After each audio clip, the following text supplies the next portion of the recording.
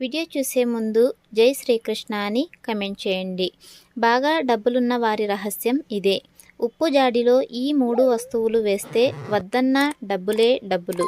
లక్ష్మీదేవి మీ ఇంటి తలుపు తడుతుంది. బాగా డబ్బున్న వాళ్ళంతా డబ్బును ఎలా సంపాదించగలుగుతున్నారు? వాళ్ళు ఎందుకంత ధనవంతులు అవుతున్నారు? ఈ సందేహం చాలామందికి ఉండే ఉంటుంది. వాళ్ళంత ధనవంతులుగా ఉండటానికి ఒక చిన్న పరిహారం ఎంతో ఉపయోగపడుతుంది. కేవలం ఉప్పు జాడిలో ముఖ్యమైన ఈ 3 వస్తువులు వేయడం వల్ల మీరు ఎంతో గొప్ప ధనవంతులు కావచ్చు. మీరు వద్దన్నా సరే లక్ష్మీదేవి మీ తలుపు తట్టేంత మహిమ ఈ పరిహారానికి ఉంటుంది. ఈ వస్తువుల్ని మన ఇంట్లో ఉండే ఉప్పు జాడిలో వేయటం వల్ల మీకు ఎంతో మేలు జరుగుతుంది. ధనవంతులు అవుతారు. అలాగే శ్రీ మహాలక్ష్మి కటాక్షం మీకు ఎల్లప్పుడూ ఉంటుంది. అసలు ఏం చేస్తే ధనవంతులు అవుతారో అనే పరిహారం గురించి ఇప్పుడు ఈ వీడియోలో పూర్తిగా మనం తెలుసుకుందాం. అంతకంటే ముందు వీడియోని లైక్ చేయకపోతే లైక్ చేసి మీ ఫ్రెండ్స్ అండ్ ఫ్యామిలీ మెంబర్స్కి ఈ వీడియోని షేర్ చేయండి. అలాగే మన ఛానల్ని సబ్స్క్రైబ్ చేసుకోండి. సాధారణంగా ప్రతి ఒక్కరి ఇంట్లో ఉండేది ఉప్పు. ఈ ఉప్పును ఎవరికి ఇవ్వకూడదు అంటారు. ఉప్పు ఎప్పుడు జాడిలో నిండుగా ఉండాలి అంటారు. జాడిలో ఉప్పును భద్రపరుచుకుంటే చాలా మంచిది. ఉప్పు అడుక్కి వెళ్లకుండా అంటే అయిపోయే స్థితికి వచ్చే వరకు ఉంచకుండా ఎప్పటికప్పుడు ఉప్పును తెచ్చి దాంట్లో నింపుతూ ఉండాలి అంటారు.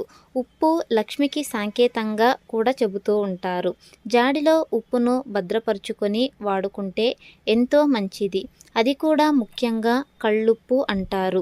దీనిని కనుక మనం ప్రతినిత్యం వంటలో వాడుకోవడం వల్ల ఎంతో ఆరోగ్యకరమైన ప్రయోజనాలు ఉంటాయి. అలాగే లక్ష్మీదేవిని కూడా ప్రసన్నం చేసుకున్న వాళ్ళము అవుతాము. ఉప్పు ఎక్కువైతే ముప్పు అంటారు కదా. ఈ ఉప్పు వల్ల చాలా ప్రయోజనాలు కూడా ఉంటాయి. మన ఇంట్లో ఉన్నటువంటి నెగిటివ్ ఎనర్జీని తరిమి కొట్టేటువంటి శక్తి ఈ ఉప్పుకి ఉంటుంది. మన అందరికీ తెలుసు, ఇంట్లో పిల్లలు ఉన్నా అలాగే కొత్తగా పెళ్ళైన దంపతులు ఉన్నా దిష్టి తీసేటప్పుడు ఉప్పుని వాడుతుంటారు. మనకున్న నెగిటివ్ ఎనర్జీని బయటకు తీసేటటువంటి శక్తి ఈ ఉప్పుకి ఉంటుంది.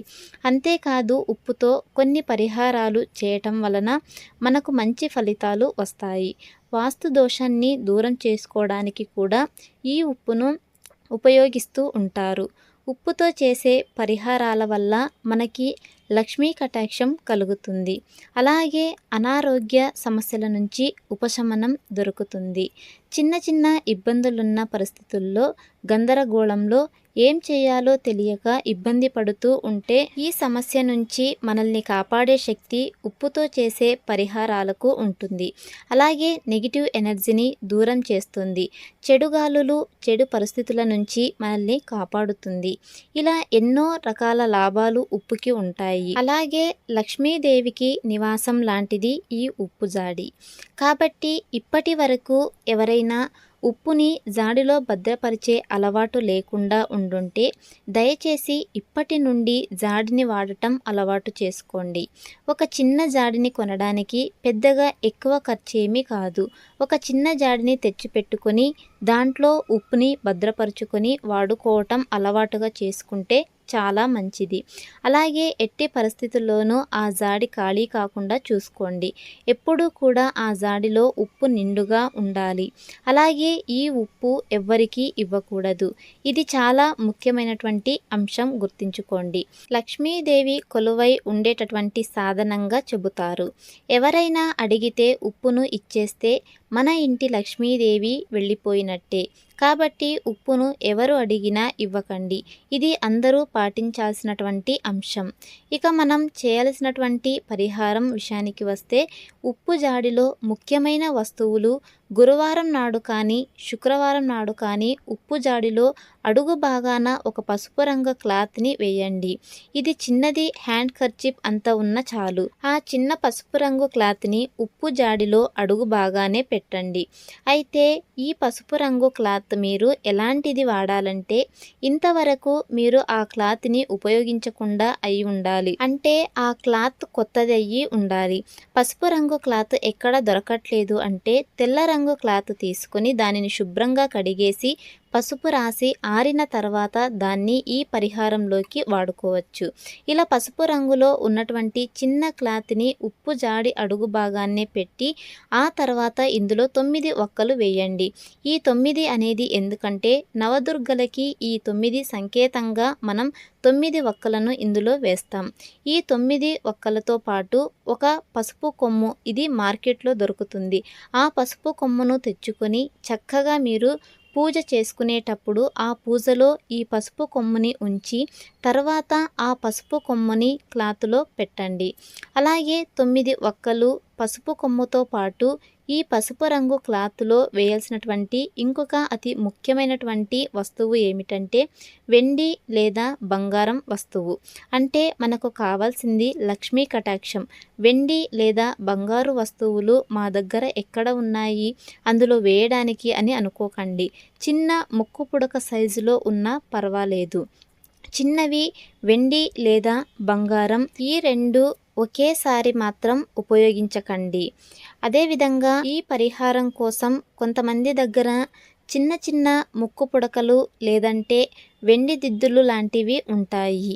ఈ రోజుల్లో వెండి, బంగారం చిన్న చిన్న ముక్కలు కూడా లేకుండా ఎవరు ఉండరు. మీ ఇంట్లో ఉన్నటువంటి పాత బంగారమైనా లేదా వెండి నాణ్యాలైనా పర్వాలేదు. వెండి నాణ్యాలు లక్ష్మీ రూపులు ఉంటాయి.